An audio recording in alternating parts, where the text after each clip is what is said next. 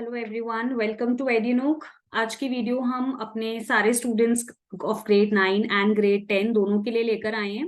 और इस वीडियो में हम एक स्पेशल टाइप ऑफ क्वेश्चंस के बारे में बात करेंगे जो कि है हमारे असर्शन एंड रीजन क्वेश्चंस, है ना।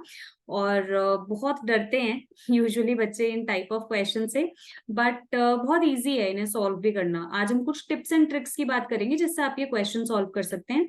मैं आपको बता दूं, ये एमसीक्यू फॉर्म में आते हैं असर्शन रीजन क्वेश्चंस। और अगर हम एज पर सीबीएसई देखें, सीबीएसई का पैटर्न देखें, तो चाहे आपका 9th ग्रेड हो या 10th ग्रेड, 80 मार्क्स का आपका साइंस का पेपर होता है ना, जिसमें से 4 मार्क्स के असर्शन रीजन जो होते हैं वो फिक्स होते हैं। यूजुअली 2 क्वेश्चंस आते हैं आपके बायो से, एक फिजिक्स से एंड एक केमिस्ट्री से। यूजुअली यही पैटर्न फॉलो होता है। तो ये 4 मार्क्स बहुत फ्री के मार्क्स होते हैं। लेट मी टेल यू, बहुत इजी है इन्हें स्कोर करना आउट ऑफ 80। बस अगर आपको कॉन्सेप्ट आता है तो कुछ छोटी सी टिप एंड ट्रिक्स आपको यूज करनी है and you will be able to solve your assertion reason questions. तो स्टार्ट करते हैं। सबसे पहले तो समझ लेते हैं कि असर्शन रीजन क्वेश्चंस होता क्या है। थोड़ा सा अलग है ना। पहले ऐसे क्वेश्चंस नहीं आते थे एग्जाम में, है ना। ये हमारी ऑब्जेक्टिव नॉलेज चेक करते हैं। तो असर्शन ना एक स्टेटमेंट होती है या एक क्लेम होता है। तो बेसिकली असर्शन को आप एक स्टेटमेंट कह सकते हो कि हमारी बोली हुई बात, ये कोई क्लेम हो सकता है, हम किसी बात का क्लेम कर रहे हैं, ये कोई ट्रुथ हो सकता है, ये कोई लॉ हो सकता है। ये होता है असर्शन। एंड एवरी स्टेटमेंट हम उसके ऊपर कोई लॉजिक लगा सकते हैं, उसका कोई तर्क लगा सकते हैं, उसका कोई रीजन दे सकते हैं, है ना। तो ये क्वेश्चन बेसिकली हमारी नॉलेज टेस्ट करता है कि हमारा कंसेप्ट कितना क्लियर है, कि कौन सी चीज क्यों कैसे हो रही है वो हमें पता होना चाहिए। तो इसमें कुछ कॉम्बिनेशन ऑफ ऑप्शंस आते हैं। जैसे मैंने आपको बताया एमसीक्यू क्वेश्चन है तो 4 ऑप्शंस आते हैं। चारों ऑप्शंस सबसे पहली बात आपको क्लियर होनी चाहिए माइंड में कि उनका मतलब क्या है। बहुत सारे बच्चे, आई गारंटी आई नो, कि उनको पता ही नहीं होता कि इन ऑप्शंस का मतलब क्या है। तो पहला ऑप्शन है both assertion and reason are true and reason is the correct explanation, कि भाई दोनों ही स्टेटमेंट करेक्ट है जो हमें गिवन है, और जो इसमें रीजन है वो करेक्टली हमारे assertion को एक्सप्लेन कर रहा है। ठीक है। सेकेंड ऑप्शन हमारा होता है both assertion reason are true but reason is not the correct explanation, कि दोनों बातें तो सही है, दोनों स्टेटमेंट ठीक है, बट रीजन जो है वो करेक्ट एक्सप्लेनेशन नहीं है हमारे assertion की। थर्ड बहुत सिंपल है, सी पार्ट, assertion ट्रू है, रीजन फॉल्स है। सीधा कह दिया इसमें कि हमारा एक ट्रू है एक फॉल्स है। एंड डी ऑप्शन जो है वो सी का उल्टा है, assertion is false, reason is true. अब एक चीज का ध्यान रखना कि कुछ साल पहले तक, कुछ नहीं कहूंगी मैं, आई थिंक 2 years बैक तक ना, हमारा डी ऑप्शन आता था both assertion and reason are false. ठीक है, both assertion and reason are false, ये आता था हमारा। अभी खैर कुछ एंट्रेंसेस में अभी भी आता है ये, उसको उन्होंने इसको ई ऑप्शन बना दिया है। ठीक है, लेकिन आप ध्यान रखना अपने आप, अभी भी कितने बच्चे ऐसे होते हैं अपनी मर्जी से लिख के आ रहे हैं बोथ आर फॉल्स। ऐसा नहीं होता। अब आपके बोर्ड में तो बिल्कुल भी ऑप्शन आता ही नहीं कि बोथ आर फॉल्स, यही 4 ऑप्शंस आते हैं और एज इट इज इसी ऑर्डर में आते हैं। ठीक है, तो लेट अस सी करना क्या है। सबसे पहली चीज, first read both the statements to see if they are correct और इनकरेक्ट। मैं इसको एक इजी फॉर्म में कह देती हूँ कि हमें बेसिकली खेलना होता है true false game. So play true false game. और मैं क्यों ट्रू फॉल्स की बात कर रही हूँ पता है, आप आई थिंक सेकेंड स्टैंडर्ड से, सेकेंड थर्ड स्टैंडर्ड से आप ये वाले क्वेश्चंस कर रहे हो, है ना, ट्रू फॉल्स वाले question. Like for example, sun rises in the east, true और फॉल्स।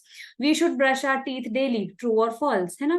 तो ट्रू एंड फॉल्स ना कहीं हमारे मैकेनिज्म हमारे दिमाग में रट चुका है, बस चुका है। हमें लॉजिक लगाने आते हैं ट्रू एंड फॉल्स में।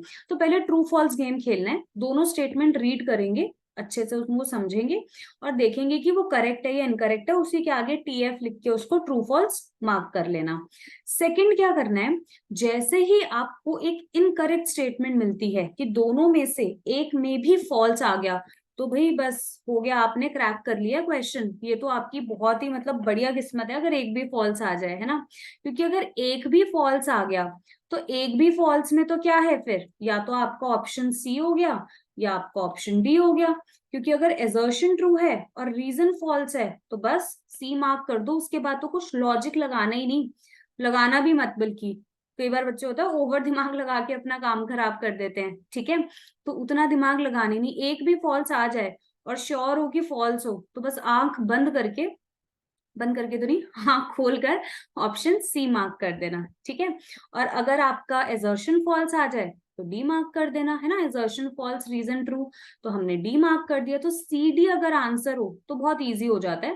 ट्रू फॉल्स करना है, एक भी फॉल्स आया तो ऑप्शन सी या ऑप्शन डी होगा। अब दिक्कत कब होती है? दिक्कत तब आती है जब दोनों स्टेटमेंट ट्रू निकल आए। अब दोनों स्टेटमेंट ट्रू आ गई।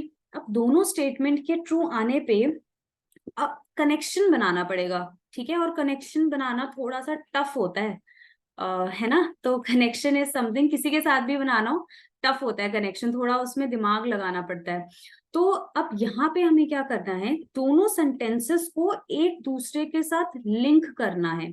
लिंक हो जाए तो ऑप्शन ए, ना हो तो बी। तो अब आप कहोगे ये तो मैम आपने क्या ट्रिक बताई है, ये तो हमें भी पता था। तो ये ट्रिक नहीं है। ट्रिक ये है कि लिंक कैसे समझना है। बेसिकली दो स्टेटमेंट को ना, जैसे मान लो एजर्शन की एक स्टेटमेंट है और रीजन की कोई भी स्टेटमेंट है, तो इन दोनों को कुछ वर्ड्स लिंक करेंगे जिनको हम लिंकर्स कहते हैं। इंग्लिश में भी पढ़ते हो, वो लिंकर्स आपके रीजन बताते हैं। जैसे बिकॉज एक बहुत अच्छा लिंकर है। बचपन में हर आंसर हम रटते ही ऐसे थे कि so and so happens because, है ना। तो बिकॉज बड़ा फेवरेट हमारा वर्ड होता था कि कोई भी आंसर जो है हमें वो बिकॉज से स्टार्ट करना है। तो बिकॉज एक ऐसा आपका लिंकर वर्ड है, ये तो मैं गारंटी कर रही हूँ कम से कम 90% ऑफ क्वेश्चंस आप बिकॉज लगा के सॉल्व कर लोगे, ठीक है। और क्या क्या लिंकर वर्ड्स लगा सकते हो, hence, therefore, in order to, as a result, ये कुछ कॉमन वर्ड्स है। इसके अलावा और कोई भी आपको पता हो वो भी यूज कर सकते हो, बट बिकॉज तो हमारा इट्स लाइक सुपर हीरो, ये कर देगा, सारे क्वेश्चंस करा देगा ये आपके। तो अगर दोनों सेंटेंस को पढ़ो, दोनों के बीच में बिकॉज लगाओ, अगर सेंस बनता है तो ए मार्क कर दो कि both assertion reason are true with reason as correct explanation. और अगर बिकॉज के साथ लिंक नहीं होता तो फिर बी मार्क कर दो कि दोनों ट्रू है बट दोनों में कोई आपस में लिंक नहीं है ना। तो कुछ क्वेश्चन, अच्छा एक ट्रिक और बताती हूँ। मैंने इसमें स्क्रीन क्लियर करके बताती हूँ, लिखी नहीं इस पे, पर मेरे को जस्ट अभी बोलते बोलते ध्यान आई, है ना। उस ट्रिक में क्या है, आप ना एजर्शन को क्वेश्चन बना दो। Make assertion question. ये मैं क्यों बता रही हूँ, ये ट्रिक ना तब काम आती है जब कई बार थ्योरेटिकल क्वेश्चन आ जाए। एसएसटी में तो बहुत काम आती है, साइंस में फिर शायद ये उतनी आपकी काम ना आए, बट हो सकता है कोई थ्योरेटिकल कॉन्सेप्ट है तो काम आ भी जाए। एजर्शन को क्वेश्चन बना दो और फिर जो रीजन गिवन है ना उसको एज अ आंसर रीड करो, तो आपको लगता है कि हाँ भाई सही बैठ रहा है तो ए मार्क कर देना। बेसिकली एजर्शन को क्वेश्चन टर्न कर दिया पूरा, वाई, हाउ या व्हेन, ये सब लगा के क्वेश्चन मार्क करके उसका क्वेश्चन बना दो पूरा बढ़िया सा। और देख लो कि रीजन उसका आंसर है या नहीं। रीजन अगर उसका आंसर है तो ए मार्क कर देना, नहीं है तो बी मार्क कर देना, ठीक है। क्वेश्चंस करते हैं, ऐसे नहीं समझ आएगा। अप्लाई कैसे करना है वो देखते हैं। तो मैं बड़ा जनरल एक टॉपिक से स्टार्ट कर रही हूँ, ठीक है। ये कहीं से भी साइंस से रिलेटेड नहीं है, ठीक है। So assertion says I came late today. अब इसका ट्रू फॉल्स कैसे जज करें, तो हम एक सिचुएशन मान लेते हैं कि हाँ आज मैं लेट हो गई, ठीक है। और मैं इसलिए ही लेट हुई क्योंकि बारिश हो रही थी और आज बारिश हो रही है बहुत, although rainy season is far gone away, but assume कर लेते हैं आज बारिश हो रही है। तो आई केम लेट टुडे, ट्रू। ये स्टेटमेंट मैंने ही एजर्शन दिया है, ये ट्रू है, ये सही बात है कि मैं आज लेट हो गई। Reason, it was raining, independently पढ़ रही हूँ मैं अभी, ये भी ट्रू है कि बारिश हो रही है, भाई सही बात है। अब दोनों ट्रू आ गए ना, तो सबसे पहले तो ये सी और डी को क्रॉस कर दो, ये तुम्हें कंफ्यूज करने ही नहीं चाहिए, ठीक है। अब इनका कनेक्शन बनाना है, तो कनेक्शन के लिए मैं तो हमेशा सबसे पहले बिकॉज ही यूज करती हूँ, ठीक है। अगर बिकॉज से नहीं काम बना तो तुम अपना देयर फोर, सो दैट, ये सब यूज कर सकते हो। तो बनाते हैं connection. I came late today because it was raining, fair enough, make sense. मैं इसलिए लेट हो गई क्योंकि बारिश हो रही थी। बन गया कनेक्शन, लिंक हो गया, ए मार्क कर दो, सिंपल, ठीक है। अगर नहीं बनता सपोज, सो हम बी मार्क कर देते। मान लो अगर ये रीजन लिखा होता कि टुडे इज ट्यूसडे, मैंने ना बिल्कुल ही फॉल्स स्टेटमेंट्स ले लिए। संडे को मैं वीडियो बना रही हूँ और ट्यूसडे लिख रही हूँ। सो टुडे इज ट्यूसडे, ठीक है। और मान लेते हैं कि आज ट्यूसडे है, तो ट्रू है, पर कोई कनेक्शन तो नहीं है ना। I came late today because today is Tuesday, तो ऐसे केस में बी मार्क कर देना। ठीक है, थोड़ा सा रेलेवेंट एग्जाम्पल लेते हैं, कुछ क्वेश्चंस प्रैक्टिस करते हैं। मैंने दो दो क्वेश्चन लिए हैं, ज्यादा नहीं। 9th-10th कॉमन क्वेश्चन ले लिए हैं, बट आपको समझ आ जाएगा। ये 9th का क्वेश्चन है, हमारा एक चैप्टर है fundamental unit of life biology का, उसका ये क्वेश्चन है। ठीक है, असर्शन पढ़ते हैं। Mycoplasma is the smallest known cell. क्या करना है, ट्रू फॉल्स गेम खेलना है। सबसे पहले इंडिपेंडेंटली पढ़ लो, देखते हैं ये ट्रू है या नहीं। बट एक बात है कि ये समझने के लिए ट्रू है या नहीं, तो मतलब चैप्टर पढ़ना पड़ेगा। मेरी टिप एंड ट्रिक तब काम करेगी जब आपने चैप्टर पढ़ा हुआ है। तो आपको पता होना चाहिए कि माइकोप्लाज्मा सबसे छोटा सेल है या नहीं। तो इट्स ट्रू, सबसे छोटा सेल है। माइकोप्लाज्मा को पीपीएलओ भी कहते हैं, स्मॉलेस्ट नोन बैक्टीरिया है, काफी खतरनाक बैक्टीरिया है, निमोनिया कॉज करता है। ठीक है, चलो खैर पढ़ नहीं रहे, अभी हम क्वेश्चन सॉल्व करेंगे। Mycoplasma is the smallest known cell, true. अब दूसरी स्टेटमेंट पढ़ते हैं। Cell is the structural and functional unit of life, true. भाई ये तो हमें रट गई है स्टेटमेंट, ये भी ट्रू है। अब कनेक्शन बनाना पड़ेगा, लेकिन पहले कनेक्शन करने से पहले क्रॉस, हमारे जो ये रेड फ्लैग्स हैं जरा इन्हें क्रॉस कर देते हैं, CND। ठीक है, अब कनेक्शन बनाते हैं। मैं बिकॉज वर्ड ही यूज करूंगी। Mycoplasma is the smallest known cell because cell is the structural and functional unit of life. Because लगा रही हूं मैं, बना कोई सेंस कि माइकोप्लाज्मा सबसे छोटा सेल है क्योंकि वो structural and functional unit of life है? Makes no sense. तो आप बी मार्क कर दो, B is our correct answer, है ना। कोई कनेक्शन नहीं है दोनों में, तो बी ऑप्शन हो गया। इट इज दैट सिंपल, इतनी आसान है ये trick. I can bet next time तुम अपने एग्जाम में अप्लाई करोगे, definitely with this you will be able to do your questions. But अटकते कब हो, जब कॉन्सेप्ट ही नहीं पता। अब जिसको पता ही नहीं होगा कि cell structural and functional unit है, तो फिर भाई हम कुछ नहीं कर सकते। चलो अगला क्वेश्चन है हमारा, ये भी मैं 9th-10th तो क्या कहूँ, मेटल नॉन मेटल आप 8 से पढ़ते आ रहे हो, तो एक कॉमन सा ही टॉपिक है, समझ आ जाएगा आपको। एजर्शन कह रहा है gold is use to make jewellery, भाई ट्रू। ये तो कुछ डिस्कस करने वाली बात नहीं है, गोल्ड बढ़िया ज्वेलरी बनती है गोल्ड से। Reason, gold is a metal which does not react with air और वाटर। भाई सही बात है, आपको कितना भी पसीना आ रहा हो, स्वेटिंग हो रही हो, आपने 10 घंटे से गोल्ड ज्वेलरी पहनी हुई है, कहीं भी कभी भी उसमें जंग नहीं लगता, कभी वो रिएक्ट नहीं करती, तो ये करेक्ट बात है। It does not react with air and water.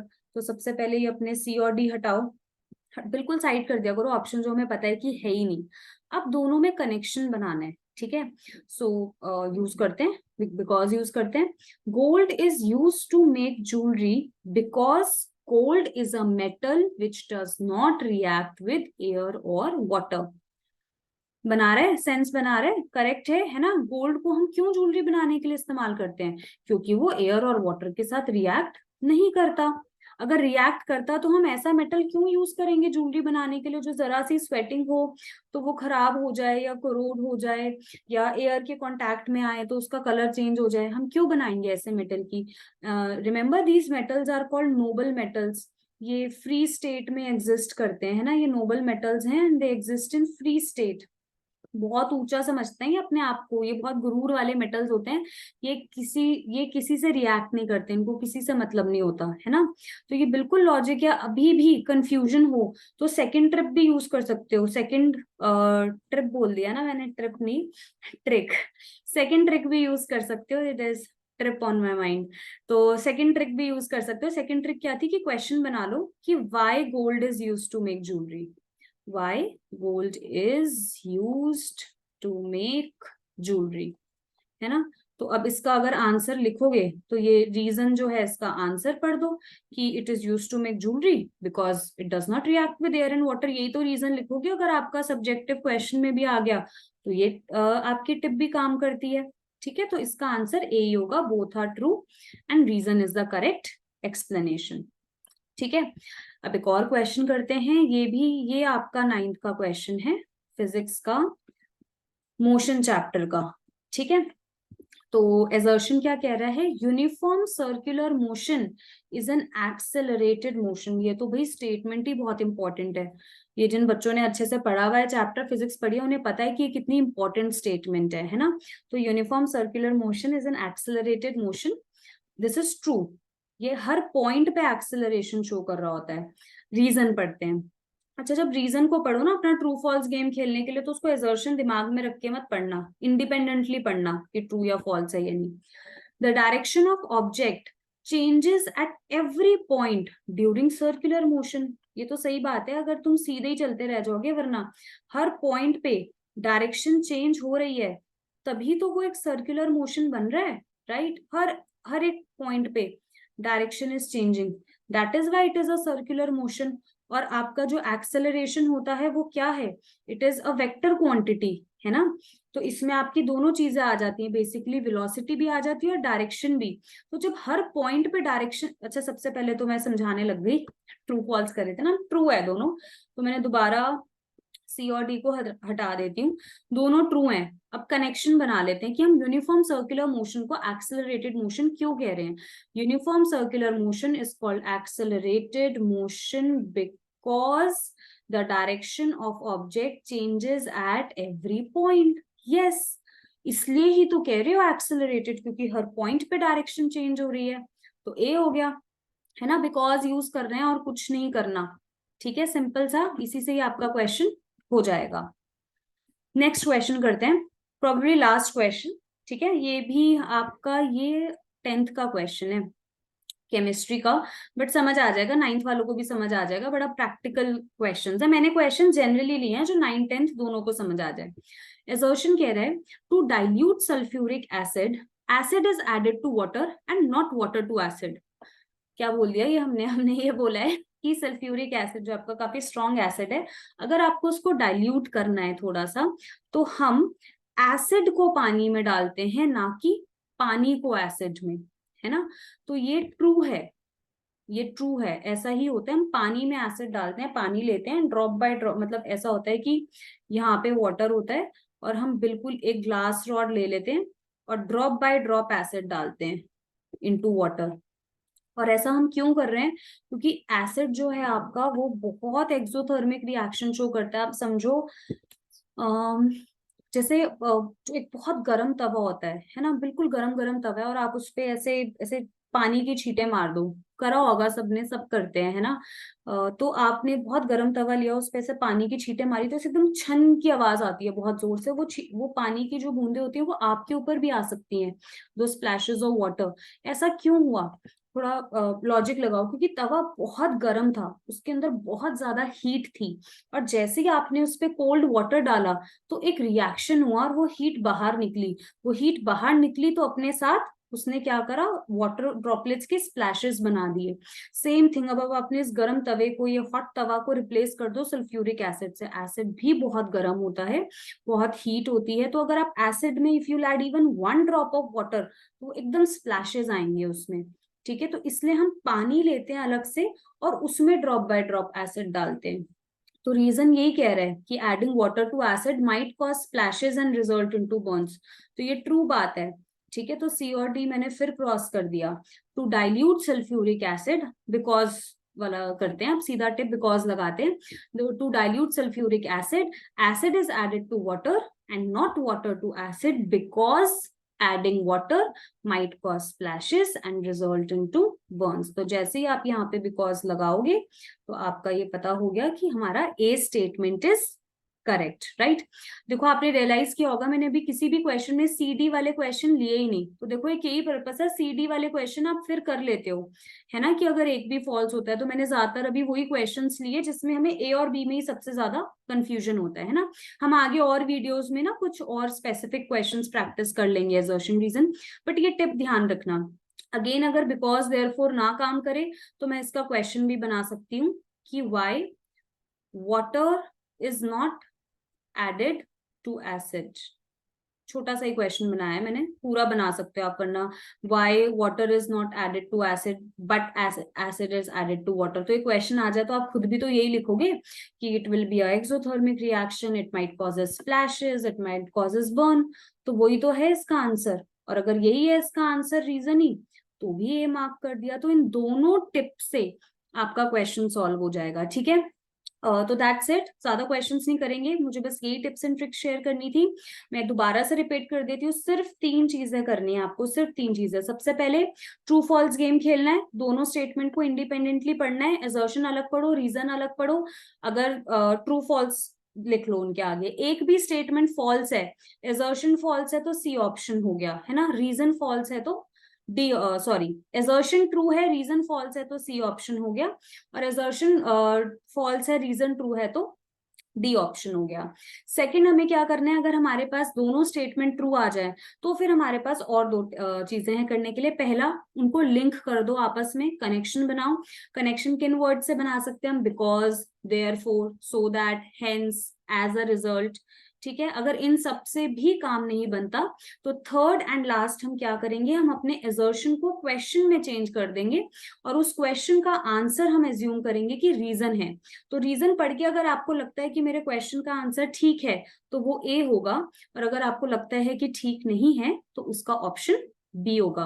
तो आई रियली होप कि आपको ये 3 जो मैंने टिप्स एंड ट्रिक्स शेयर करी हैं वो आपको सॉल्व करेंगी असर्शन रीजन क्वेश्चंस प्रैक्टिस करने में। डू अप्लाई दीज ट्रिक्स, और मुझे प्लीज कमेंट सेक्शन में बताना कि जब आपने क्वेश्चंस करे अपने एग्जाम में तो इन टिप्स एंड ट्रिक्स ने आपको हेल्प किया या नहीं।